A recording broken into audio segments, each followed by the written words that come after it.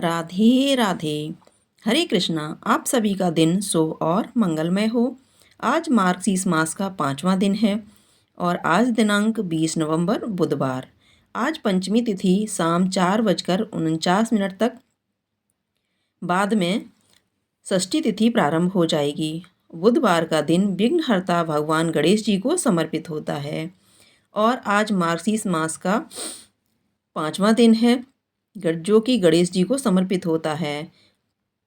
आज मार्गशीर्ष मास की कथा का शुभारंभ करते हैं बुधवार की कथा से। पौराणिक कथा में बुधवार के व्रत की कथा इस प्रकार मिलती है। बहुत समय पहले की बात है कि भगवान विष्णु का विवाह माता लक्ष्मी जी के साथ निश्चित हुआ। विवाह की सभी तैयारी होने लगी। सभी देवी देवताओं को निमंत्रण भेजे गए, लेकिन भूलवश गणेश जी को निमंत्रण देना रह गया था। इधर भगवान विष्णु की बारात जाने का समय आ चुका था। सभी देवता अपनी पत्नियों के साथ विवाह समारोह में शामिल होने को आए, परंतु सभी देवी देवताओं ने देखा कि गणेश जी कहीं दिखाई नहीं दे रहे हैं। तब उन सभी ने आपस में चर्चा की, क्या गणेश जी को नहीं न्योता दिया गया? यह गणेश जी आए ही नहीं। सभी को इस बात पर आश्चर्य हुआ। इस बात पर उन सभी ने भगवान विष्णु से ही इसका कारण पूछा। भगवान विष्णु ने पूछने पर उन्होंने कहा कि हमने गणेश जी के पिता भोलेनाथ महादेव और माता पार्वती को न्योता भेजा था। यदि गणेश जी अपने पिता के साथ आना चाहते तो आ जाते, अलग से न्योता देने की कोई आवश्यकता नहीं थी। दूसरी बात यह कि उनको खाने में 1.25 मूंग, 1.25 चावल, 1.25 घी और 1.25 लड्डू का भोजन चाहिए। यदि गणेश जी नहीं आएंगे तो कोई बात नहीं, दूसरे के घर जाकर इतना सारा खाना पीना अच्छा भी नहीं लगता। इतनी वार्ता कर ही रहे थे कि किसी ने एक सुझाव दिया। यदि गणेश जी आते तो उनको द्वारपाल बनाकर बैठा सकते थे कि आप घर की देखभाल करें। आप तो चूहे पर बैठकर धीरे धीरे चलोगे तो बारात में बहुत पीछे रह जाओगे। यह सुझाव भी सबको पसंद आ गया, तो फिर विष्णु भगवान ने भी अपनी सहमति दे दी। तब गणेश जी को निमंत्रण देकर आमंत्रित किया और उनको समझा बुझाकर घर की रखवाली करने को बैठा दिया। बारात चल दी। तब नारद जी ने देखा कि गणेश जी तो दरवाजे पर ही बैठे हुए हैं। वो तो गणेश जी के पास आए और रुकने का कारण पूछा। गणेश जी कहने लगे कि विष्णु भगवान ने मेरा बहुत अपमान किया है। नारद जी ने कहा कि आप अपनी मूषक सेना को आगे भेज दें तो वह रास्ता खोद देगी, जिससे उनके वाहन धरती में धंस जाएंगे। तब आपको सम्मानपूर्वक बुलाना पड़ेगा। अब तो गणेश जी ने अपनी मूषक सेना को आदेश दिया, जाओ, और सेना ने जमीन पोली कर दी। जब बारात वहां से निकली तो रथों के पहिए धरती में धंसने लगे। लाख कोशिश की परंतु पहिए नहीं निकले। सभी ने अपने अपने उपाय किए, परंतु पहिए तो नहीं निकले, बल्कि जगह जगह से टूटने लगे। किसी की समझ में नहीं आ रहा था कि अब क्या करना चाहिए। तब तो नारद जी ने आकर कहा, आप लोगों ने गणेश जी का अपमान किया है, जिस कारण यह विघ्न आ रहे हैं।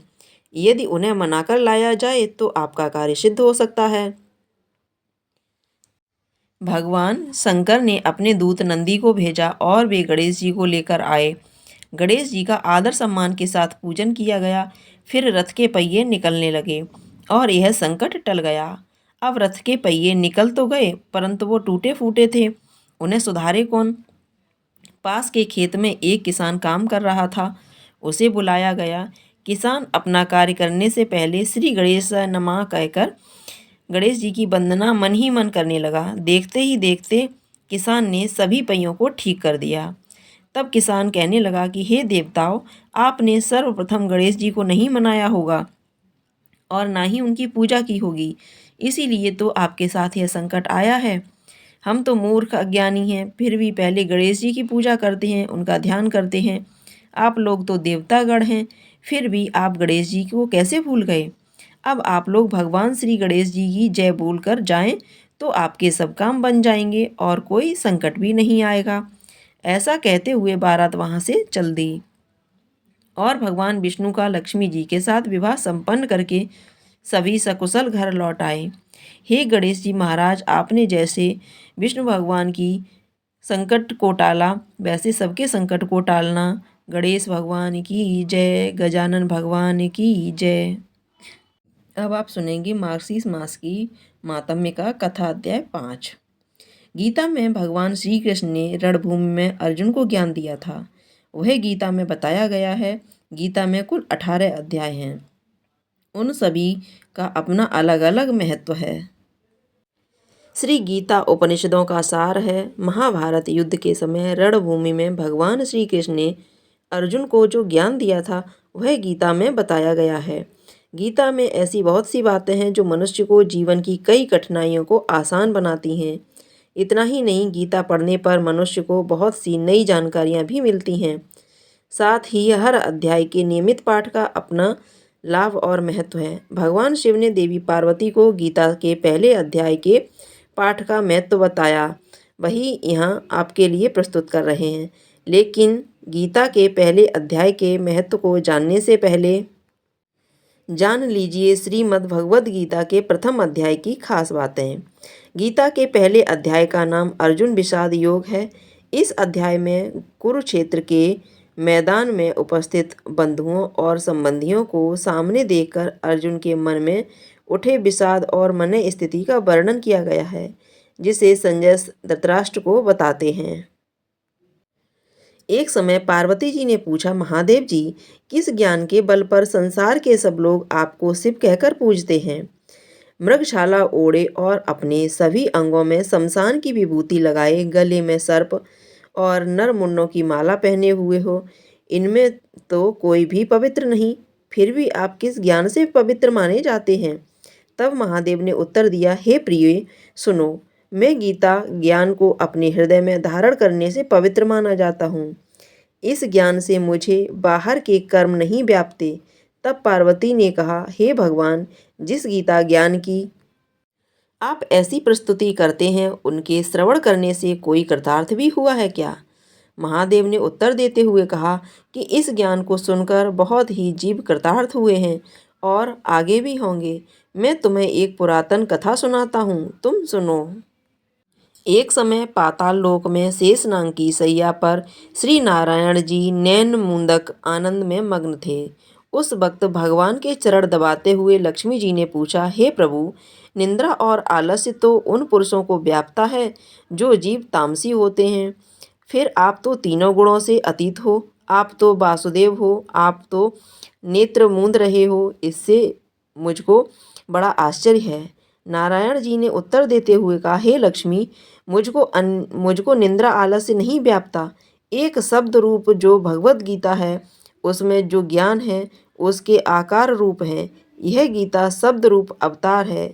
इस गीता में यह अंग 5 अध्याय मेरे हैं, 10 अध्याय मेरी भुजा हैं, 16वां अध्याय मेरा हृदय और मन और मेरा उदर है, 17वां अध्याय मेरी जंगा है, 8वां अध्याय मेरे चरण हैं।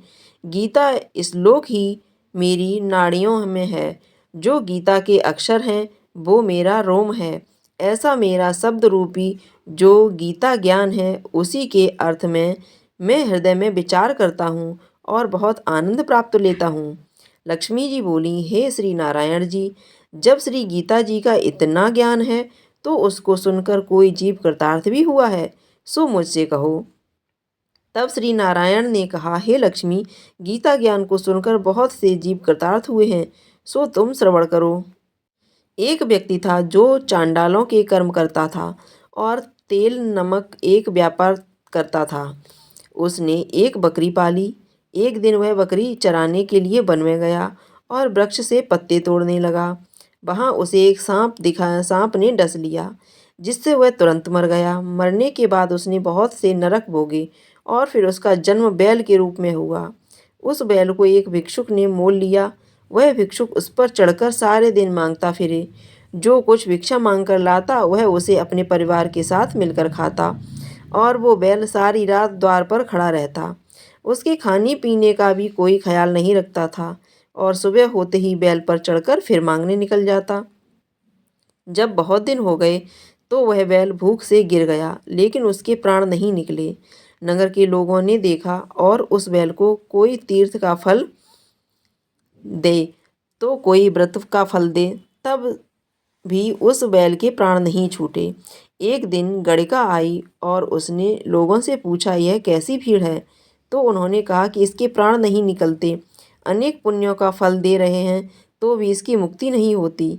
तब गणिका ने कहा कि मैंने जो कर्म किया है उसका फल मैंने इस बैल को दिया है। इतना कहते ही बैल की मुक्ति हो गई। तब बैल ने एक ब्राह्मण के घर जन्म लिया। पिता ने उसका नाम सुशर्मा रखा। उसके पिता ने उसे पढ़ाया लिखाया, उसको अपने पिछले जन्म की सुध थी। उसने एक दिन मन में विचार किया, जिस गणिका ने मुझे बैल की योनि से छुड़ाया था उसका दर्शन करूं। विप्र चलते चलते गणिका के घर गया और कहा, आप मुझे पहचानती हैं क्या? गणिका ने कहा, मैं नहीं जानती, तुम कौन हो? तब उसने कहा कि मैं वही बैल हूँ जिसको आपने अपने पुण्य दिए थे। तब मैं बैल की योनि से छूटा था, अब मैं विप्र के घर जन्मा हूँ। आप अपना पुण्य बताएं। गणिका ने कहा कि मैंने अपने जाने पुण्य नहीं किया, परंतु मेरे घर एक तोता है, वह रोज सवेरे कुछ पढ़ता है, मैं उसका वाक्य सुनती हूँ, उस पुण्य का फल मैंने तुम्हें दे दिया। तब विप्र ने तोते से पूछा कि तू सवेरे सवेरे क्या पढ़ता है? तोते ने कहा, मैं पिछले जन्म में विप्र का पुत्र था। मेरे पिता ने मुझे गीता के पहले अध्याय का पाठ सुनाया था। एक दिन मैंने गुरु से कहा कि मुझको आपने क्या पढ़ाया? तब गुरु ने मुझे शाप दिया कि तू तोता बन जा। इसके बाद मैं तोता बन गया। एक दिन पहेलिया मुझे पकड़ ले गया और एक विप्र ने मुझे मोल ले लिया। वह विप्र भी अपने पुत्र को गीता का पाठ सिखाता था। तब मैंने भी यह पाठ सीख लिया। उसी दिन विप्र के घर में चोर घुस गए। उन्हें धन तो प्राप्त नहीं हुआ, लेकिन वह मेरा पिंजरा उठा ले आए। उनकी यह गणिका मित्र थी। वह मुझे उसके पास ले आए। सो मैं नित्य प्रातः गीता जी के पहले अध्याय का पाठ करता हूँ, जिसे यह गणिका सुनती है। इस गणिका को समझ नहीं आता जो मैं पढ़ता हूँ, वही इस गणिका ने तेरे निमित्त दिया था। वह श्री गीता जी के पहले अध्याय का फल था। तब विप्र ने कहा कि हे तोते, तू भी विप्र है, मेरे आशीर्वाद से तेरा कल्याण हो। सो हे लक्ष्मी। विप्र के इतने कहते ही वह तोता भी मुक्ति को प्राप्त हो गया। तब गणिका ने बुरे कर्म छोड़ भले कर्म ग्रहण किए और नित्य स्नान करके श्री गीता जी के प्रथम अध्याय का पाठ करना शुरू कर दिया, जिससे उसकी भी मुक्ति हो गई। कृष्ण भगवान की जय। अब आप सुनेंगे कृष्ण चालीसा। बंसी शोभित कर मधुर नील जलद तन श्याम, अरुण अधर जनु विलंब फल नयन कमल अभिराम। पूर्ण इंद अरविंद मुख पीताम्बर शुभ साज, जय मनमोहन मदन छवि कृष्ण चंद्र महाराज। जय यदुनंदन जय जगवंदन, जय वसुदेव देव की नंदन। जय यशोदा सुत नंद दुलारे, जय प्रभु भक्तन के द्रगटारे। जय नट नागर नांगन थैया, कृष्ण कन्हैया धैनु चरैया। पुनि नख पर प्रभु गिरिवर धारो, आओ दीनन कष्ट निवारो। बंसी मधुर अधर धरि तेरी, होवे पूर्ण मनोरथ मेरी। आओ हरि पुनि माखन चाख्यो, आज लाज भारत की राख्यो। गोल कपोल चिबुक अरुणारे, मृदु मुस्कान मोहिनी डारे। रंजित रजिव नयन विशाला, मोर मुकुट बैजंती माला। कुंडल श्रवण पीत पट आछे, कंकिट कंकड़ी काछन काछे। नील जलद सुंदर तन सोहै, छबिल किशोर नर मुनि मन मोहै। मस्तक तिलक अलक घुंघराले, आओ कृष्ण बांसुरी वाले। कर पह पान पूत नहीं मार्यो, बाका अका कागा सुर मार्यो। मधुवन जलत अग्नि जब ज्वाला, भय शीतल लख तई नंद लाला। सुरपति जब ब्रज चढ़ायो रिसाई, मसूर धार बारिश करवाई। लगत लगत ब्रज चहन बचायो, गोवर्धन नखर धारई बचायो। लख यशोदा मन भ्रम अधिकाई, मुख में 14 भवन दिखाई। दुष्ट कंस अति ऊधम मचायो, कोटि कमल जब फूल मंगायो। नाथ कलहीं तब तुम्हें लीने, चरण चरण चिन्ह दय निर्भय कीने। कर गोपियन संग रास विलासा, सबकी पूर्ण करी अभिलाषा। केतिक महा असुर संहार्यो, कंसई केस पकड़ दे मार्यो। मात पिता की बंदी छुड़ाई, उग्रसेन कह राज दिलाई।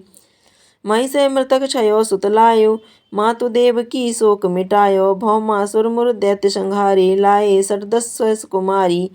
है विनिद्र चीर सहारा, जरा सिंधु राक्षस कह मारा, असुर बकासुर आदिक मार्यो, भक्तन के तब कष्ट निवार्यो, दीन सुदामा के दुख टार्यो, तंदुल 3 मूठ मुख डार्यो, प्रेम की साग विदुर घर मांगे, दुर्योधन की मेवा त्यागे, लखी प्रेम की महिमा भारी, ऐसे श्याम दीन हितकारी, भारत के पारथ रथ के लिए चक्र कर नहीं बलता के, निज गीता के ज्ञान सुनाए, भक्तन हृदय सुधा बरसाए, मीरा थी ऐसी मतवाली, पी बिस पी गई बजा कर ताली, राना भेजा सांप पिटारा, सालिग्राम बने बनवारी, निज माया तुम विधि दिखायो, उरते संशय सकल मिटायो, तब सत निंदा करी तत्काला, जीवन मुक्त भयो शिशुपाला, जवहीं द्रौपदी टेर लगाई, दीनानाथ लाज अब जाई, तुरतई बसन बने नंदलाला, बड़े चीर और रहे मुख काला, असनाथ के नाथ नथैया, डूबत भंवर बचावत नैया, सुंदर दास आस उरधारी, दया दृष्टि की जय बनबारी, नाथ सकल मम कुमति निवारो, क्षमऊ बेग अपराध हमारो, खोलो पट अब दर्शन दीजे, बोलो कृष्ण कन्हैया कीजे, यह चालीसा कृष्ण का पाठ करे और धार, अष्ट सिद्धि नव निधि फल लहे पदारथ चार। कृष्ण भगवान की जय। तो उम्मीद करती हूँ आपको यह कथा पसंद आई होगी। अगर आपको यह कथा पसंद आई हो तो कमेंट बॉक्स में जा करके कृष्ण भगवान की जय अवश्य लिखिएगा। साथ ही साथ इस वीडियो को लाइक कीजिएगा, शेयर कीजिएगा। अगर आपने अभी तक हमारे चैनल को सब्सक्राइब नहीं किया है तो चैनल को सब्सक्राइब करके बेल आइकन को अवश्य दबा दीजिएगा, ताकि इसी तरह की अच्छी अच्छी कथाएं आपको सुनने के लिए समय से मिलती रहें। धन्यवाद।